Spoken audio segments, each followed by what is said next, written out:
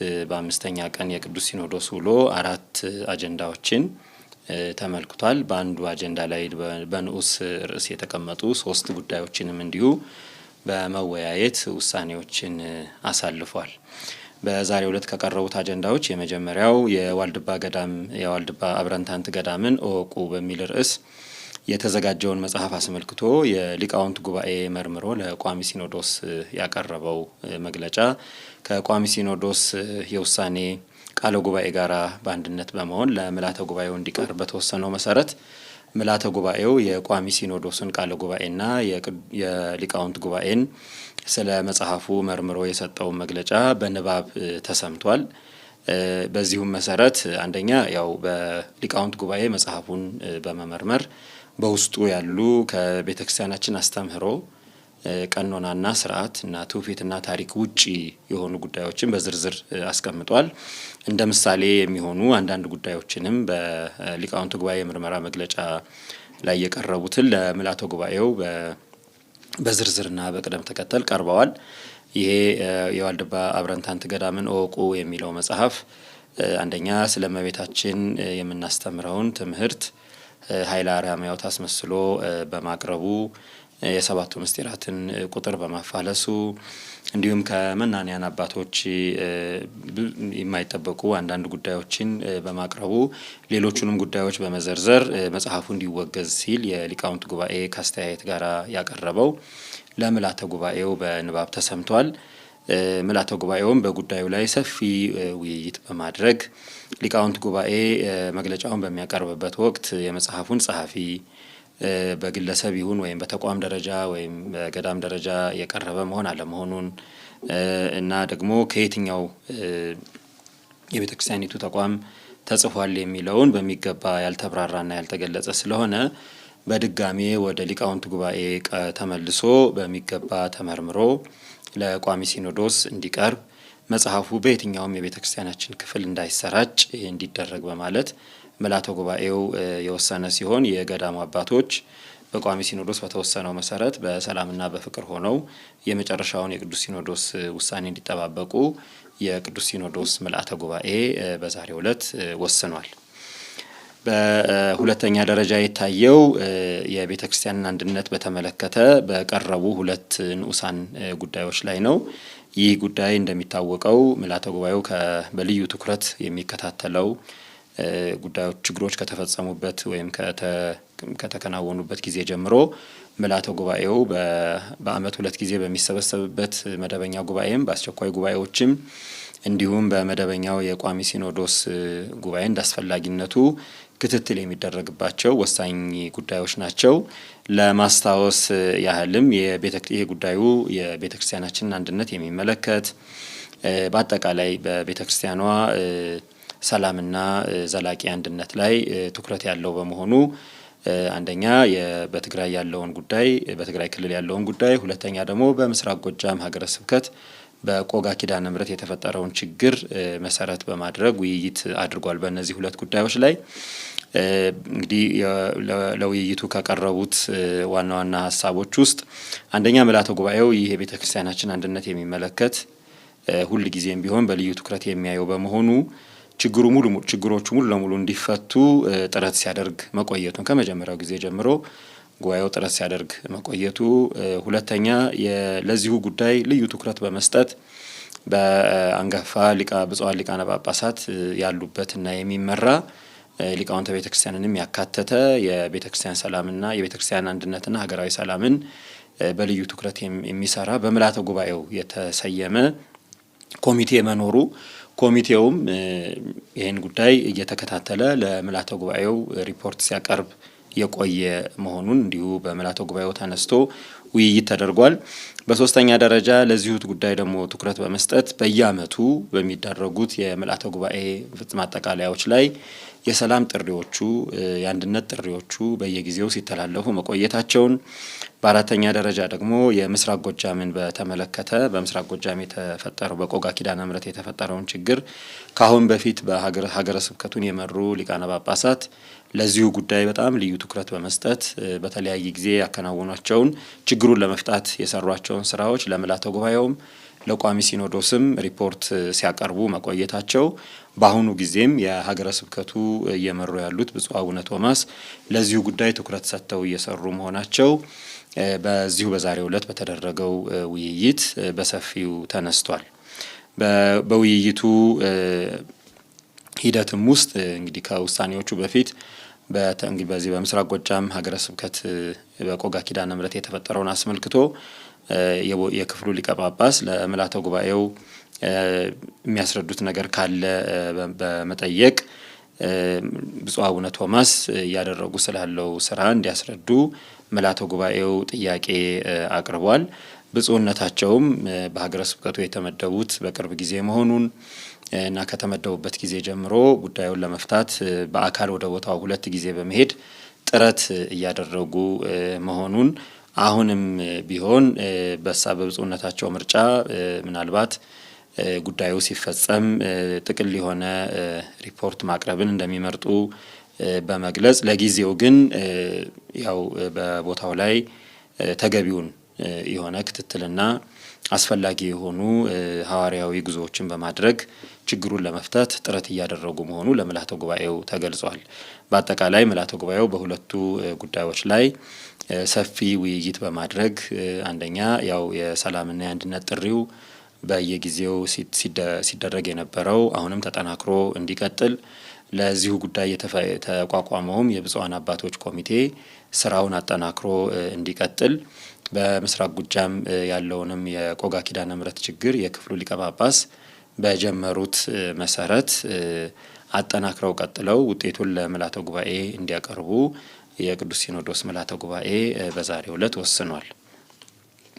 በዛሬው ዕለት ከታዩት አጀንዳዎች ውስጥ በሶስተኛ ደረጃ የታየው በመንበረ ፓትርያርክ ጠቅላይ ቤተ ክህነት ጽሕፈት ቤት እየተከናወኑ ያሉ የልማት ተግባራትን በተመለከተ የቀረበው ሲሆን በዚህ ስር ከቀረቡት 5 ንዑሳን አጀንዳዎች መካከል በዛሬው ዕለት 3ቱ ቀርበው ውይይት ተደርጎባቸዋል። 3ቱም ጉዳዮች በሚመለከታቸው አካላት በምስልና ድምጽ በተቀናበረ በፓወርፖይንት ለምልዓተ ጉባኤው በአግባቡ እያንዳንዳቸው ጉዳዮች ለምልዓተ ጉባኤው ቀርበው ውይይት ተደርጎባቸዋል። የመጀመሪያው ጉዳይ የቤተ ክርስቲያናችን ቀደምት ሰነዶች በዲጂታል ቴክኖሎጂ እንዲደራጁ ማደረጉን የተመለከተ ነው። ይሄንም ጉዳይ ይህን ሲሰሩ ከነበሩት ባለሙያዎች በቀረበው መግለጫ መሰረት ለረጅም ጊዜ ከ70 ዓመት በላይ የቆዩ በመንበረ ፓትርያርክ ጠቅላይ ቤተ ክህነት በልዩ ልዩ የመዝገብና የሰነድ መዛግብት ማከማቻዎች የተቀመጡ የጽሁፍ መዛግብት ለተለያዩ አደጋዎች፣ ለተለያዩ ችግሮች በየጊዜው የተጋለጡ መሆናቸውን በመግለጽ በአሁኑ ጊዜ ግን ዘመናዊውን ቴክኖሎጂ በመጠቀም ብፁዕ ጠቅላይ ስራ አስኪያጁ በሰጡት ልዩ ትኩረት እነዚህ ሰነዶች ለታሪክ ለቤተ ክርስቲያናችን የሰነድ ማደራጀት አገልግሎት እንዲሁም ወደፊት ለሚሰሩ ቤተ ክርስቲያን መብቷን ህጋዊ የሆኑ አንዳንድ ጉዳዮችን ለማስከበር በምታደርጋቸው ጥረቶች ማናቸውም ተቀማጭ ሰነዶች ሊያደርጉ የሚችሉትን ለተቋማት የሚያደርጉትን አስተዋጽኦ ከልብ በመረዳት ሰነዶቹ ሳይጠፉ ዋናው ኮፒያቸው እንደተጠበቀ ሆኖ በዲጂታል እንዲደራጁ ልዩ ትኩረት ሰጥተው በመስራታቸው በጣም በርካታ ሰነዶች ከጥፋት ሊድኑ መቻላቸው ለጉባኤው ተገልጿል። ይሄም እየተሰሩ ያሉ ሰነዶች በጣም ቀደምት ሰነዶች ቤተክርስቲያናችን ከልዩ ልዩ ሀገር ውስጥና በዓለም አቀፍ ደረጃ ስትለዋወጣቸው የነበሩ የመልእክቶች እና አሁን በፊት በነበሩ ቅዱሳን አባቶቻችን ፓትርያርኮች በየዘመናቸው የነበሩ አስተዳደራዊ እና ሌሎችም የቤተክርስቲያናችንን የስራ እንቅስቃሴዎች የሚገልጹ በአግባቡ ተሰንደው ለታሪክና ለመዛግብት አገልግሎት እንዲውሉ ትልቅ እገዛ የሚያደርግ በመሆኑ ይሄም እንዲከናወን በርካታ ተቋማት እገዛ ማድረጋቸውን በዚሁ መግለጫ ቀርቧል። በመቀጠልም ከ1970ዎቹ ጀምሮ ታትመው ለአገልግሎት ያልዋሉ በመጋዘን ተከማችተው የቆዩ በርካታ መጻሕፍት እንዲሁ በልዩ ልዩ የቤተክርስቲያናችን መዘገብ ቤት በዚሁ በመንበረ ፓትርያርክ ጠቅላይ ቤተ ክህነት ተከማችተው የቆዩ በመሆናቸው እነዚህ መጻሕፍት በየጊዜው ሊሸጡ ሲገባቸው ለአገልግሎት ሊውሉ ሲገባቸው በመንበረ ፓትርያርክ በመጋዘን ውስጥ ተቀምጠው በአጠቃላይ ግምታቸው ከ133 ሚሊዮን 477999 በላይ ብር በላይ ሊሆን የሚችል ወጪ በመያዝ ወይም ገንዘብ በመያዝ የተቀመጡ እነዚህ መጻሕፍት በአግባቡ በየክፍላቸው የዶግማ መጻሕፍት፣ የሥርዓት መጻሕፍት፣ የቀኖና መጻሕፍት፣ የታሪክ መጻሕፍት እንዲሁም ልዩ ልዩ መጻሕፍት በየዘርፋቸው ለምእመናን ተሰራጭተው ብዙ አገልግሎት ሊፈጽሙ ሲገባቸው በመጋዘን ተከማችተው በመቆየታቸው አንዳንዶቹም ለብልሽት የተዳረጉ መሆናቸውን በመግለጽ ለጉባኤው በምስልና በተቀናበረ የቪዲዮ መልእክት ቀርቧል። በዚሁም ላይ እንግዲህ ይህን አስመልክቶ እንዲያስፈጽሙ በብፁዕ ጠቅላይ ስራ አስኪያጁ የተመደበው ኮሚቴ ከጉባኤው የቀረቡለትንም ጥያቄዎች ለጉባኤው መልስ ሰጥቷል። ብፁዕነታቸው ይህንን በማድረጋቸው በየጊዜው በጠቅላይ ቤተ ክህነት በተለያዩ ጊዜ እነዚህን ስራዎች ሊሰሩ የሚገባቸው ወይም ደግሞ ሊሰራጩ የሚገባቸው ግን ለምን ሊሰራጩ እንዳልቻሉ ይህን የተመለከተ ሁሉ ሰፊ ውይይትና ማብራሪያ ተሰጥቷል። በሶስተኛ ደረጃ ደግሞ የቤተክርስቲያናችንን የኢንፎርሜሽንና ቴክኖሎጂ የኮሚኒኬሽን ቴክኖሎጂ ተጠቃሚ እንድትሆን ማድረግን በተመለከተም ይሄም ለዚሁ ተብሎ በተቋቋመው የስራ ክፍል ባለሙያዎች አማካኝነት መግለጫው በምስልና ድምጽ በታገዘ ሁኔታ ለጉባኤው ቀርቧል። እንደሚታወቀው ብፁዕነታቸው በበጀት ዓመቱ መግቢያ በአጠቃላይ ሰበካ ጉባኤ ወቅት በጥቅምት 2018 በተደረገው ጉባኤ ላይ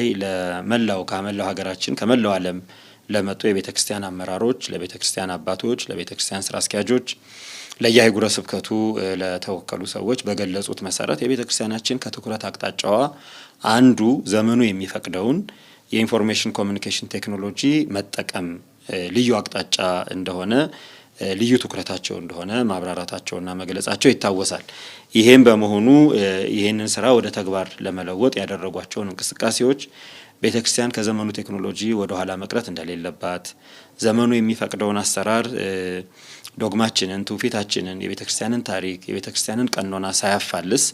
በአሰራር ከትውልዱ ወይም ከዘመኑ ወደ ኋላ መቅረት እንደማይገባ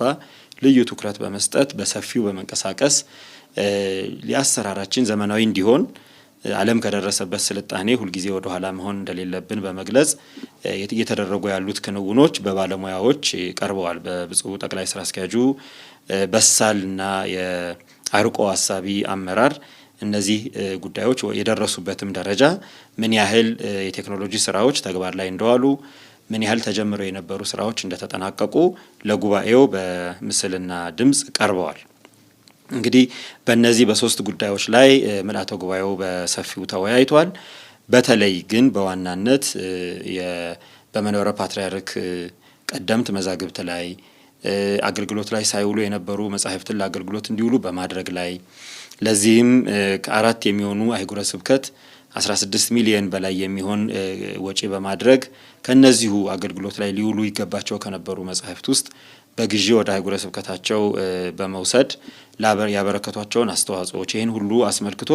ጉባኤው በሰፊው ተወያይቷል። ብፁዕነታቸው በእውነት እስካሁን ድረስ ሊሰሩ ሲገባቸው ሳይሰሩ የቀሩትን ጉዳዮች በማስታወስ በማየት መላውን የቤተ መንበረ ፓትርያርክ ጠቅላይ ቤተ ክህነት ሰራተኛ በማነቃቃትና ወደ ስራ በማስገባት እነዚህ ስራዎች እንዲሰሩ በማድረጋቸው ቤተ ክርስቲያንን ከብዙ ጥፋት በጣም በርካታ ጥፋቶች ደርሱ ከነበሩ ጉዳቶች በመታደጋቸው ጉባኤው በልዩ ሁኔታ አድናቆቱን ገልጿል። ብፁዕ አቡነ ሳዊሮስ የመንበረ ፓትርያርክ ጠቅላይ ቤተ ክህነት ዋና ስራ አስኪያጅ፣ የደቡብ ምዕራብ ሸዋና የሸገር ሲቲ ሀገረ ስብከት ሊቀ ጳጳስ ይህን በማድረጋቸው በጣም በእውነቱ መላዋን ቤተ ክርስቲያን የሚያኮራ የቅዱስ ሲኖዶስን ልዕልና ከፍ የሚያደርግ ቤተ ክርስቲያንንም ለወደፊቱ ትውልድ ሊሆን በሚገባው የአሰራር ሂደት ማሻገር የሚያስችል ስራ በመሆኑ ከውጭ ሀገርም በሀገር ውስጥም ያሉ ብፁዓን አባቶች በልዩ ሁኔታ አድናቆታቸውን ገልጸዋል። ለዚህም ስራ መሳካት ወደፊትም ስራው ተፈጽሞ ቤተክርስቲያናችን ከፍ ያለ የአሰራር ስርዓት እንዲኖራት ንብረቶቿ፣ ሀብቶቿ ተጠብቀው መዛግብቶቿ በአግባቡ ተሰንደው ለትውልድ እንዲተላለፉ ለሚደረገው ስራ ሁሉ ያላቸውን አጋርነት በግልጽ በይፋ ተናግረዋል። ቃልም የገቡ በርካታ ብፁዓን አባቶች ለዚሁ ስራ መሳካት ከነሱ የሚጠበቀውን ነገር ሁሉ ለማድረግ ቃል ገብተዋል። በተለይ ደግሞ በኢንፎርሜሽንና የኮሚኒኬሽን ቴክኖሎጂ አሰራር ውስጥ በመንበረ ፓትርያርክ ብቻ ሳይሆን በሁሉም አህጉረ ስብከት ይሄው ስራ ተጠናክሮ በመቀጠል ዘመኑ በሚፈቅደው ቴክኖሎጂ መደረግ የሚገባውን ጥንቃቄ ሁሉ በማድረግ ቴክኖሎጂ ውስጥ ብዙ አይነት ችግሮች እንዳሉ ይታወቃል። ሰነዶች እንዳይጠፉ ያው በቴክኖሎጂ ውስጥ ሊደረጉ የሚገባቸውን ማናቸውንም አይነት ጥንቃቄዎች ከአዲስ ቴክኖሎጂ ጋራ አብረው ሊሰሩ የሚገባቸውን የሰነዶች የመዛግብት ዋስትና ጋር የተያያዘ ሁሉ በሚገባ ደረጃውን በጠበቀ ሁኔታ ተግባራዊ በማድረግ ለሚሰራው ስራ ሁሉ በተለይ በሙያ በልዩ ልዩ ሁኔታ በየአህጉረ ስብከቱ ያሉ ታላላቅ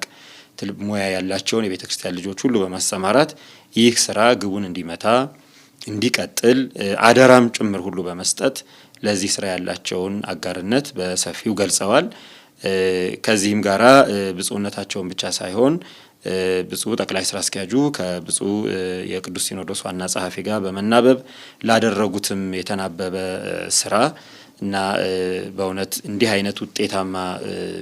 የሆነ ደረጃ ላይ መድረስ ላበረከቷቸው አስተዋጽኦች ሁለቱንም አባቶች አመስግነዋል። ሁሉም አባቶች በመጨረሻም ያው ቀሪ በዚሁ አጀንዳ ላይ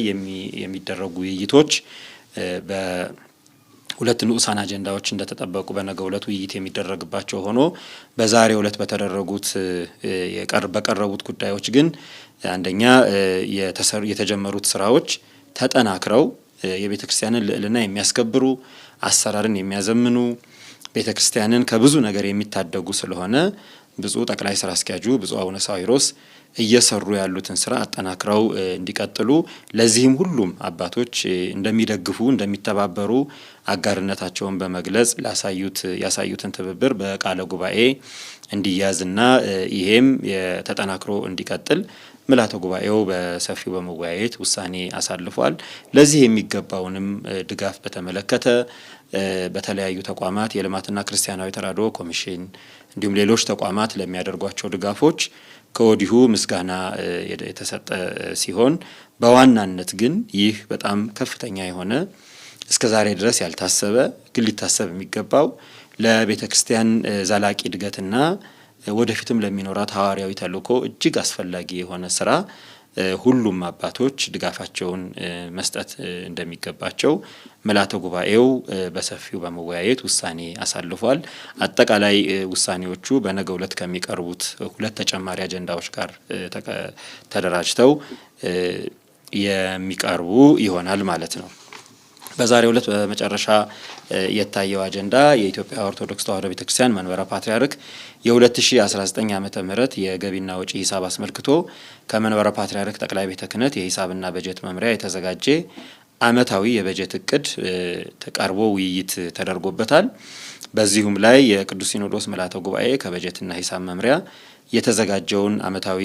በጀት በንባብ አዳምጦ ከጉባኤው የቀረቡ ጥያቄዎችን ማስተካከያዎችን ከሰማ በኋላ ውሳኔ አሳልፏል። በውሳኔውም መሰረት የመንበረ ፓትርያርክ ጠቅላይ ቤተ ክህነት ጽሕፈት ቤት ያቀረበው የ2019 በጀት ከነመጠባበቂያው 7 ቢሊዮን 101 ሚሊዮን 18660 ከ16 ብር ከ16 ሳንቲም የበጀት ዓመቱ አርዕስቱን ጠብቆ በስራ ላይ እንዲውል የቅዱስ ሲኖዶስ ምልዓተ ጉባኤ ወስኗል። እንግዲህ የተከበራችሁ የእግዚአብሔር ቤተሰቦች በዛሬው የአምስተኛው ቀን የቅዱስ ሲኖዶስ ውሎ ሰፊ ውይይትና ውሳኔ የተሰጠባቸው አበይት ጉዳዮች ይህንን ይመስላሉ። በነገው ዕለት ደግሞ ምልዓተ ጉባኤውን ስብሰባውን ቀጥሎ የሚደረጉ ውይይቶችንና ውሳኔዎችን እንዲሁ የምናቀርብ ይሆናል። እግዚአብሔር አምላካችን የአባቶቻችን አምላክ በሰላምና በደህንነት ይጠብቀን እንላለን።